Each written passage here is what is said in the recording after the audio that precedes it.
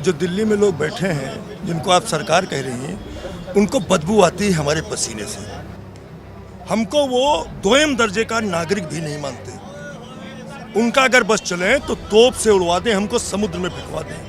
क्या हम इस देश के नागरिक नहीं हैं? क्या हम ठंड गर्म बरसात सब झेल के इस देश का दूध दही अनाज सब कुछ पैदा करके नहीं देते हैं? खासकर जब ये कहा गया कि भाई ये जो हैं ये आतंकवादी हैं, ये लोग देखो लाल किले पे चढ़ गए, उसके बाद से हमारा स्वाभिमान पर चोट लगेगी उससे बहुत ज़्यादा। स्वाभिमान पर चोट लगेगी, स्वाभिमान पे अगर किसी के चोट लगेगी तो फिर वो दिल से लगा ले उसे, फिर वो पीछे नहीं हटता, वो मर जाए चाहे कुछ भी हो जाए उसको। क्या ये हमारी जो है बाघा बॉर्डर है, पाकिस्तान का बॉर्डर है, उस साइड में क्या हमारी राजधानी नहीं है? हमको जबरदस्ती घुस जाएंगे? अरे हम कोई चीन है, हम कोई पाकिस्तान है?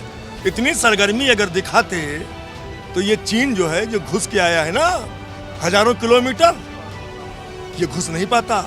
एक तरह से सरकार ने करना तो चाह रही थी इस आंदोलन का दमन, लेकिन हुआ उसका उल्टा।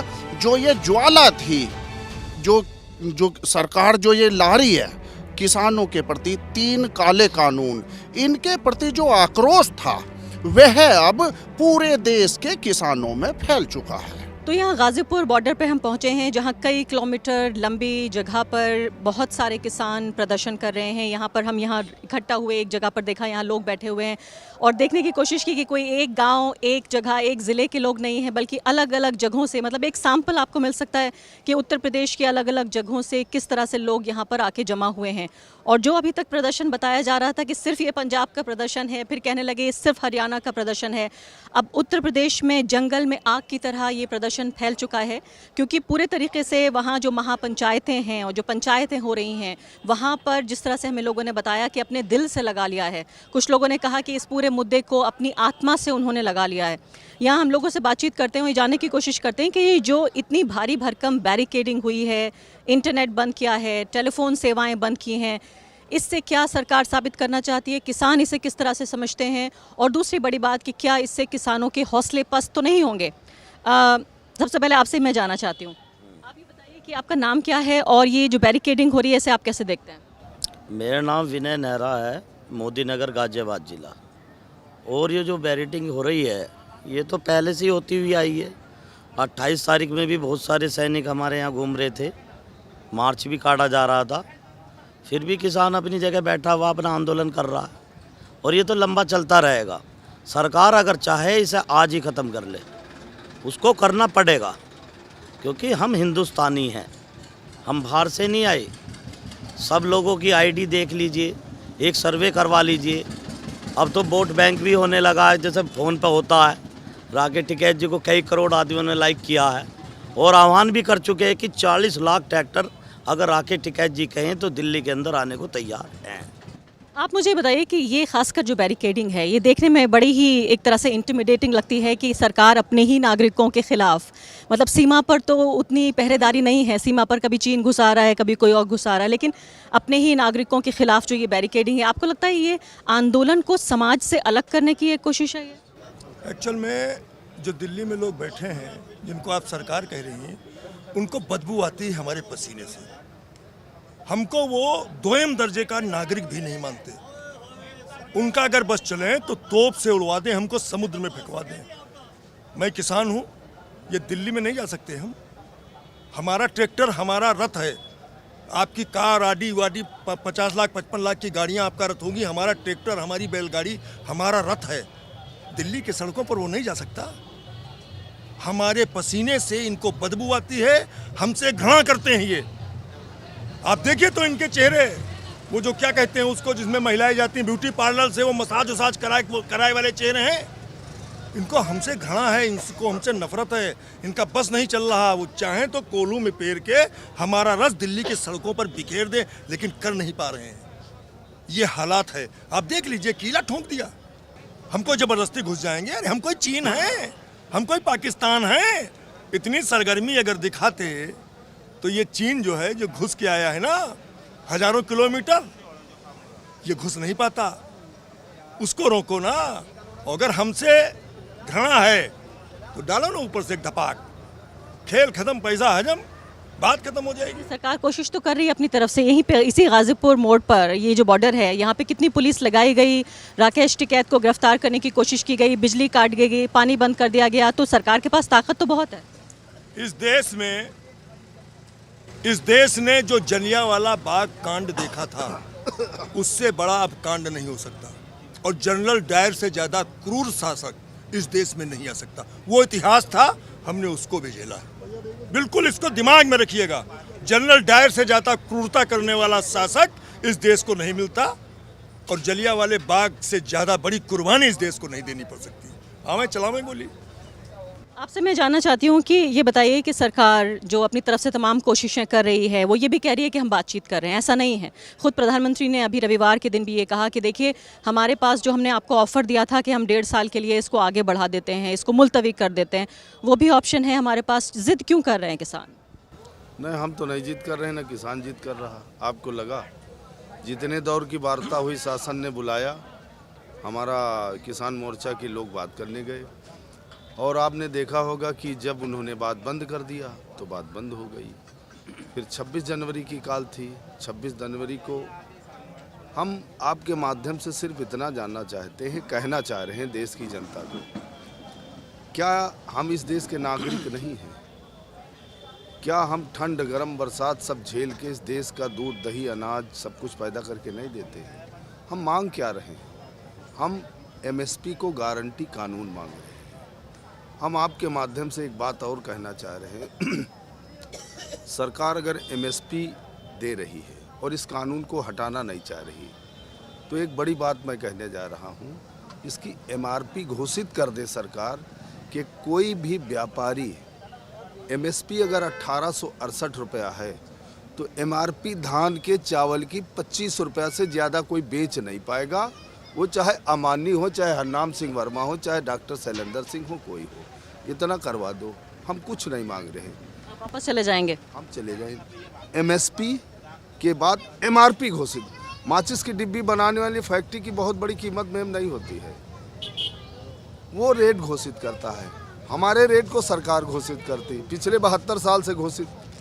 चलो MSP के ऊपर MRP घोषित करा दो कि चावल, बासमती का चावल अगर किसान का 25 रुपये में है तो 10 रुपये जोड़ के 35 रुपये से ज़्यादा अडानी अंबानी नहीं बेचेगा, जो हमारे इस सेक्टर में आना चाह रहा। इतना करवा दो। ये आंदोलन मेरे हिसाब से संयुक्त मोर्चा हटा लेगा। इतना करवा दो बस। लेकिन आप मुझे बताइए कि किसान तो ये ऐसा लग रहा था कि आंदोलन तो ख़त्म हो गया है 26 जनवरी के बाद, जिस तरह की एक बदनामी हुई कि देखिए किसान तो लाल किले पे चढ़ गए, वो तो तिरंगे से भी ऊपर होना चाहते हैं, धार्मिक झंडा लगा दिया।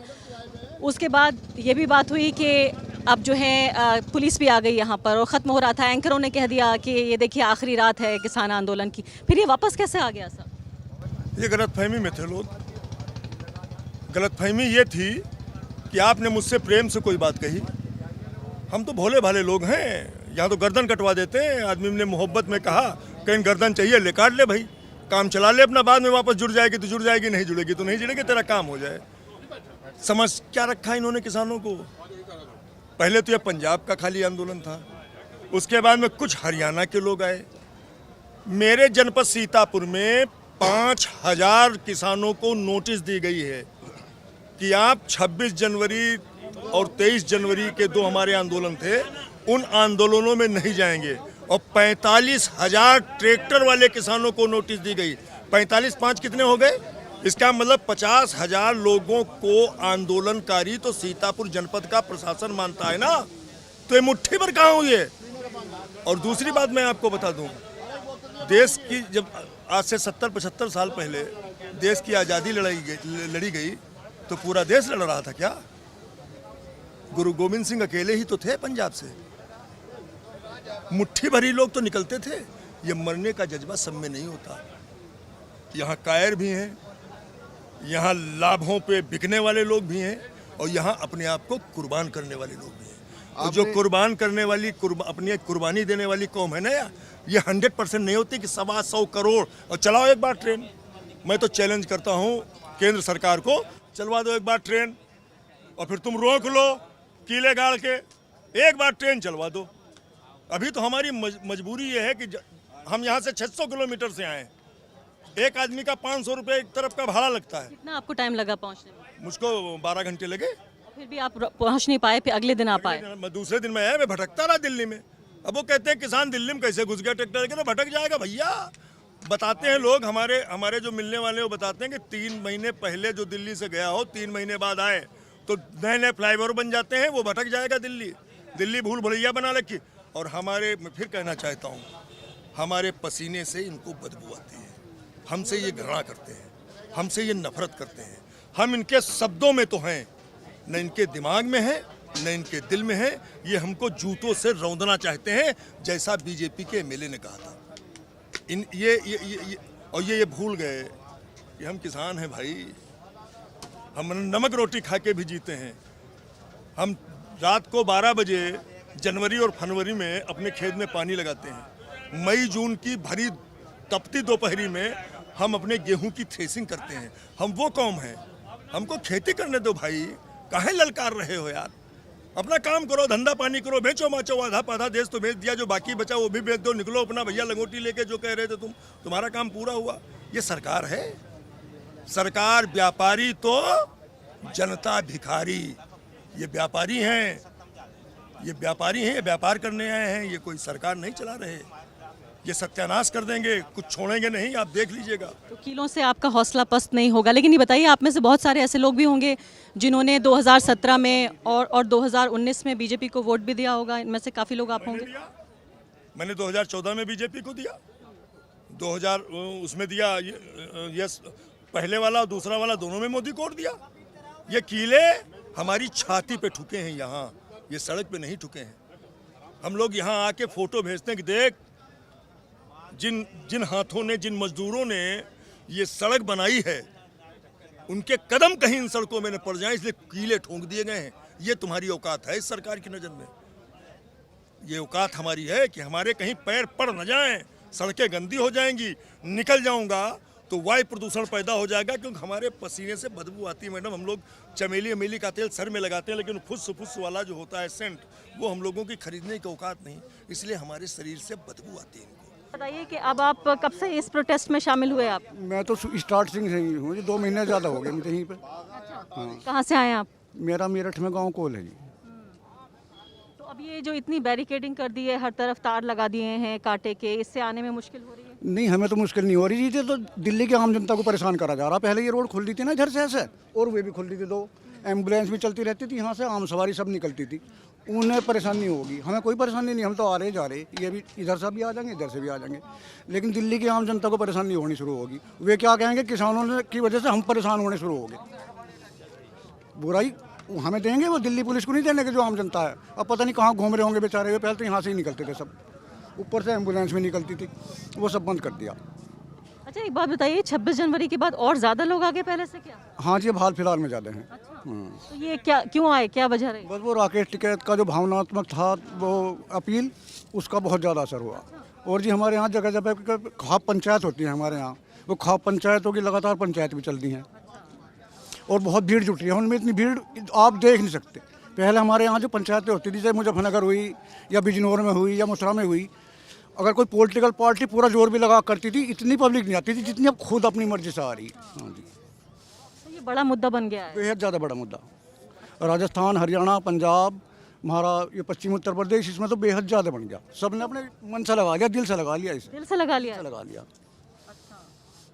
और खासकर जब ये कहा गया कि भाई ये जो हैं ये आतंकवादी हैं, ये लोग देखो लाल किले पे चढ़ गए, उसके बाद से हमारा स्वाभिमान पे चोट लगेगी उससे बहुत ज़्यादा। स्वाभिमान पे चोट? स्वाभिमान पे चोट लगी, स्वाभिमान पे अगर किसी के चोट लगेगी तो फिर वो दिल से लगा ले उसे, फिर वो पीछे नहीं हटता, वो मर जाए चाहे कुछ भी हो जाए उसके लिए। तो पहले महापंचायतों में ये तय होता है कि जाना है, फिर लोग वहाँ से निकलते हैं। हाँ जी, अब ऐसा है जी, सब एक साथ ना आके उनमें ये तय होता कि आधे आज चले जाओ, फिर 3 दिन बाद में चले जाओ। रोटेशन बनाए रखेंगे जिससे यहाँ पे कम ना हो, जनसंख्या कम ना हो।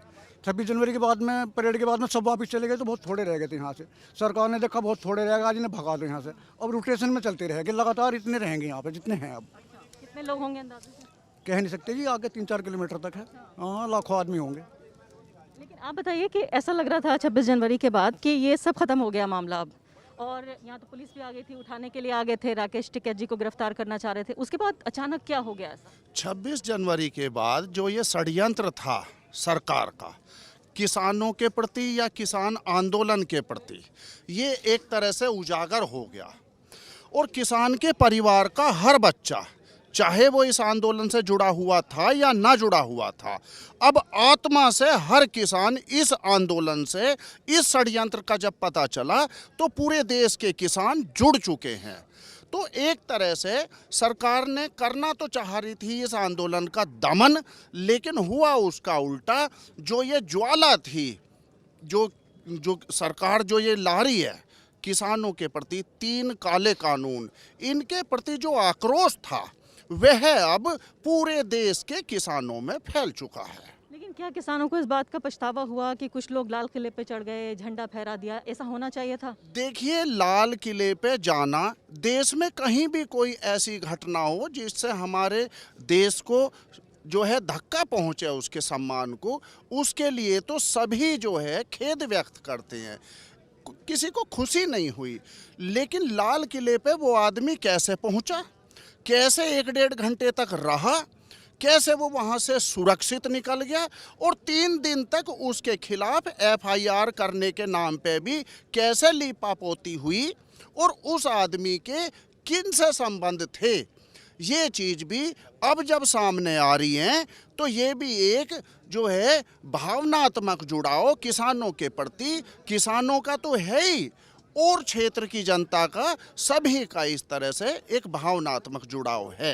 लेकिन ये बताइए कि सरकार ये समझ रही थी कि अब तो ये ख़त्म हो गया, 26 जनवरी के बाद जो है वो तमाम जो विश्वसनीयता थी वो ख़त्म हो गई किसानों की, कि देखिए लाल किले पे चढ़ गए, ये वापस कैसे आ गया सब? नहीं, देखिए, सरकार अपने यहाँ बैठी हुई कुछ भी समझे। क्या सरकार ने जो है गन्ने का पेमेंट करा दिया? गन्ने का मूल्य बढ़ गया? क्या MSP पे जो है कानून आ गया? या जो किसान की आय दुगनी होनी थी वो दुगनी हो जाएंगी? अभी कल जो है बजट पेश हुआ तो ये क्या करना चाह रहे थे कि नेट भी बंद कर दिए, यहाँ के फ़ोन भी बंद कर दिए, और इस तरह से यहाँ बैरिकोटिंग लगाई हुई है। ये किसानों ने तो लगाई नहीं है। इन बैरिकोटिंग से आम जनता को ही जो है परेशानी होती है, लेकिन ये बदनाम करने की कोशिश है सरकारों को। किसानों ने तो एम्बुलेंस के लिए और इमरजेंसी वाहनों के लिए रास्ते छोड़े हुए थे। किसान किसी को परेशान करने के लिए नहीं आया। किसान को यहाँ बैठने का कोई शौक भी नहीं है, ठंड में या पाले में या जाड़े में। किसान तो अपनी मांग लेके आया था, सरकार ने बैरिकोटिंग लगाई है, यहाँ पे बैठ गए। सुप्रीम कोर्ट ने, संविधान ने हमें हक दिया है अपना आंदोलन शांतिपूर्वक करने का, हम शांतिपूर्वक आंदोलन को कर रहे हैं। यहाँ एक सवाल ये पैदा हो रहा है कि ये जो बैरिकेडिंग पूरी की है और सीमेंट की बाकायदा बैरिकेड लगा दिए हैं, कटीले तार लगा दिए हैं, तो ये क्या समाज से आंदोलन को अलग करने की एक कोशिश है ये? देखिए, उनके रणनीतिकार क्या कहते हैं, कैसे कैसे उनके जो हैं, कौन उन्हें इस तरह की सलाह दे रहा है, इससे वो क्या करना चाहते हैं ये तो आने वाला समय ही बताएगा। लेकिन जिस तरह से यहाँ पे अब जो है इंटरनेट की सुविधाएं भी बंद कर दी हैं और आसपास के क्षेत्र में बंद कर दी हैं, गांव से जो हमारे आंदोलनकारी भाई आ रहे हैं उन्हें भी रास्ते में रोका जा रहा है, स्थानीय पुलिस के द्वारा भी। तो ये एक तरह से सरकार की मंशा जो है साफ नहीं है। एक तरफ तो वो कहती है कि बात कीजिए, माहौल बनाइए बातचीत का, कुछ ना कुछ रास्ता निकलेगा, और दूसरी तरफ ये इस तरह के प्रयास कर रही हैं, बैरिकोटिंग लगा रही हैं। क्या ये हमारी जो है बाघा बॉर्डर है, पाकिस्तान का बॉर्डर है? उस साइड में क्या हमारी राजधानी नहीं है? क्या हमारे आदमी उधर नहीं रहते? इधर उधर जाने का किसी को हक नहीं है। 26 जनवरी से पहले सभी आदमी, यहाँ तक कि पुलिस वाले भी इसी साइड में आके एक तरह से प्रेम से रह रहे थे, खाना पीना भी यही खा रहे थे। एक इस तरह का जहर घोल दिया गया कि उन्हें किसानों को एक जो है आतंकवादी बताने का, हुड़दंगी बताने का जो एक तरह से ऐसा नैरेटिव फैलाया गया, ये बहुत ही जो है इनकी शर्मनाक हरकत है। लेकिन ये बताइए कि सरकार तो बहुत ताकतवर है, सरकार चाहे तो इंटरनेट बंद कर दे, फ़ोन बंद कर दे, सीमेंट के बैरिकेड लगा दिए, बार्ब वायर लगा दिए, कटीले तार लगा दिए। क्या सरकार की इन कदमों से किसानों का हौसला पस्त नहीं होगा? देखिए, सरकार अपने आप में कोई चीज़ है थोड़ी, ये तो लोकतंत्र है, लोगों का ही तंत्र है, गणतंत्र है हमारे यहाँ पे। जो गण हैं, जो किसान हैं, किसान ही इस देश के सबसे ज़्यादा जो हैं, तो सरकार ये एक तरह से विफल प्रयास कर रही है। इसे चाहिए कि सकारात्मक बात करे। इनकी जो बातें हैं, जो इनका हक है, रंगनाथन की रिपोर्ट को मूल रूप से लागू करें, जो इन्होंने जो है वादा किया था, जिसके ये हकदार हैं, ये हट नहीं कर रही हैं, इनका हक है ये। या गन्ने का पेमेंट दिलाए, जैसा कि इन्होंने वादा भी किया था। माननीय सुप्रीम कोर्ट ने भी कहा है कि 14 दिन में गन्ने का पेमेंट हो जाना चाहिए। MSP पे कानून लाएं। तो इनकी जो मांगे हैं, इन पर सकारात्मक रूप से सरकार को बातचीत करनी चाहिए, बजाय इसके कि आंदोलन को ये जो है षड्यंत्र के तहत बदनाम करने की जगह यदि ये बातचीत करते तो अब तक ये आंदोलन कभी का खत्म हो जाता, अन्नदाता अपने खेतों में होता। धन्यवाद आपका। द वायर के और वीडियोस देखने के लिए सब्सक्राइब करें और बेल आइकन पर क्लिक करें। स्वतंत्र पत्रकारिता की आर्थिक मदद करने के लिए डिस्क्रिप्शन में दिए गए लिंक पर जाएं और अपनी राशि चुनें।